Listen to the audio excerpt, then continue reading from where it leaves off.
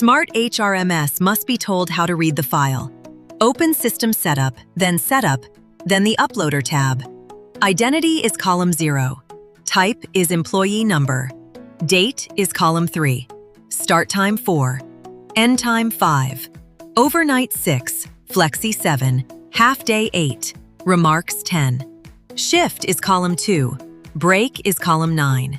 Counting starts at 0. Then click Save. Now the source file. Open Process, then Reports and Query, Attendance. Set the dates to the month you are scheduling. Set type to attendance. This one matters. Any other type gives you a file Schedule Maker cannot read. Choose XLS, click Report, and save it. Now open Schedule Maker. One file. Double-click it. No install and it works offline. Browse for the file you just downloaded. It opens straight into the schedule overview. 4 staff, 84 scheduled days. If the first week looks empty, that is normal. A month rarely starts on a Monday, so an empty week folds away. Next, schedule templates. A template is a shift pattern you use often. Save it once, drop it onto any days you like. Give it a name. This one is overnight. Start at 2000, end at 0500. Break, 60 minutes. It ends the next morning, so tick overnight. Save. It is now in the Apply Schedule list. Templates live only in Schedule Maker. They never appear in the upload and never change a shift. Now pick the days you want to change. Click a cell for one person, one date. Control-click adds more. Shift-click takes everything between. Choose your template, then Apply to Selection. 7 days updated. Shift values untouched.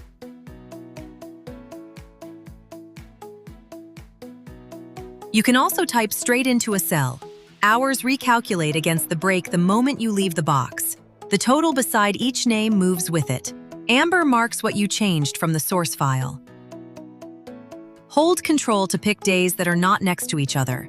Set as Rest Day clears the times. The day still goes into the upload, with the times left empty.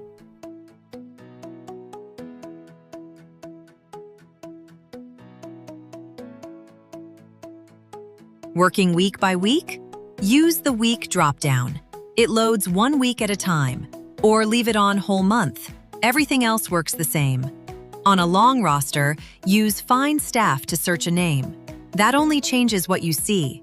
The export still covers everyone.